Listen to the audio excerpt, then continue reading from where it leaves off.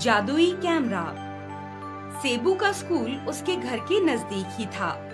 वो रोज सुबह पैदल स्कूल जाता था। स्कूल जाते हुए वो पुल के नीचे रहने वाले गरीब बच्चों को देखता था। उन बच्चों के माता पिता नहीं थे। वो दिन भर शहर में घूमकर भीख मांगते थे और जो कुछ मिलता उसी से गुजारा कर लिया करते थे। उनके कपड़े कई जगह से फटे हुए थे और बहुत ही गंदे थे। भाई, मेरे लिए नए कपड़े खरीद दो ना। बहना, हमारे पास तो खाने के भी पैसे नहीं हैं। कपड़े के लिए पैसे कहाँ से लाएं? सेबू हर रोज वहाँ से गुजरता था और उन बच्चों को देखता था। उसे उन पर बहुत दया आती थी, लेकिन वो कुछ भी नहीं कर सकता था। ए सेबू, इन गंदे बच्चों के पास क्यों खड़ा है? चल, जल्दी से स्कूल के लिए चल, देर हो रही है। तुम्हें ऐसा नहीं कहना चाहिए। उनका इस दुनिया में कोई भी नहीं है। आज सेबू के स्कूल में एक जादूगर आया था। जादूगर ने ढेर सारे अलग अलग प्रकार के जादू दिखाए।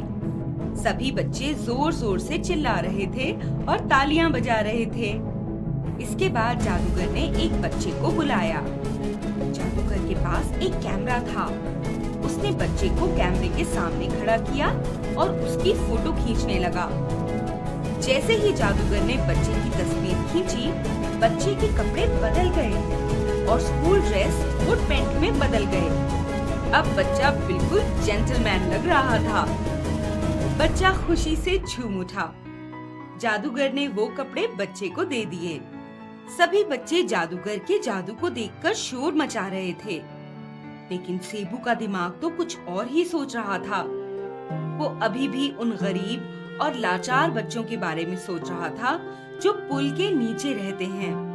उस छोटी लड़की की बात तो अभी भी उसके कानों में गूंज रही थी। जादूगर का प्रोग्राम खत्म होने के बाद सेबू दौड़ता हुआ जादूगर के पास पहुंचा। क्या हुआ बच्चे, और जादू देखना है क्या? अभी तुम्हारा मन नहीं भरा? ऐसी बात नहीं है, मैं आपसे कुछ मांगना चाहता हूँ। क्या चाहिए तुम्हें? क्या आप मुझे वो कैमरा दे सकते हैं? मैं पुल के नीचे रहने वाले गरीब बच्चों को नए कपड़े देना चाहता हूँ। क्या तुम्हारा दिमाग खराब तो नहीं हो गया? तुम्हें पता भी है ये कैमरा मैं विदेश से लाया हूँ और ये बहुत महंगा है। मैं तुम्हें ये कैमरा बिल्कुल भी नहीं दूंगा। सेबू दुखी होकर वहाँ से चला जाता है। जादूगर की डांट के बाद उसे बुरा लग रहा था। स्कूल में आज उसका मन बिल्कुल भी नहीं लग रहा था। उधर सेबू के सर विज्ञान पढ़ा रहे थे और इधर सेबू लटका सा मुंह लेकर बैठा था। सेबू अपने दोस्तों से भी बात नहीं कर रहा था। खाने के समय पर उसने अपना टिफिन खोलकर भी नहीं देखा। वो मन ही मन में बस एक ही बात सोच रहा था। हे भगवान, तुम इतने छोटे बच्चों से इनके माता पिता क्यों छीन लेते हो? अब इनका ख्याल कौन रखेगा?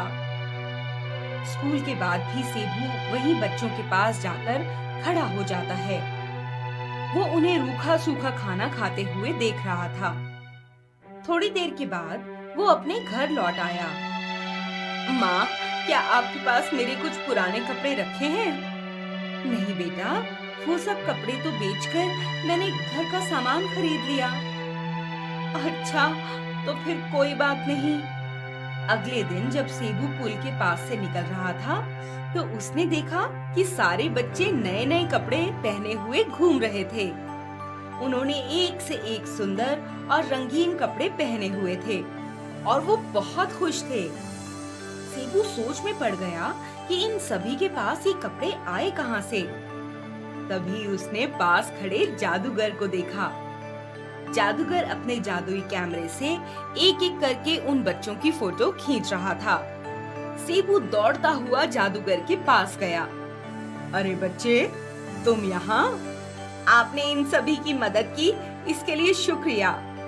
शुक्रिया? शुक्रिया किस बात का? शुक्रिया तो मुझे तुम्हें बोलना चाहिए। तुमने मुझे जादू का सही इस्तेमाल करना सिखाया। मेरे गुरु मुझे हमेशा कहा करते थे कि जादू दुनिया में खुशी फैलाने का जरिया है, लेकिन कल तुमने मुझे इसका असली मतलब समझा दिया। इतना कहते ही जादूगर ने अपना कैमरा सेबू की तरफ घुमाया और उसे भी जेंटलमैन बना दिया।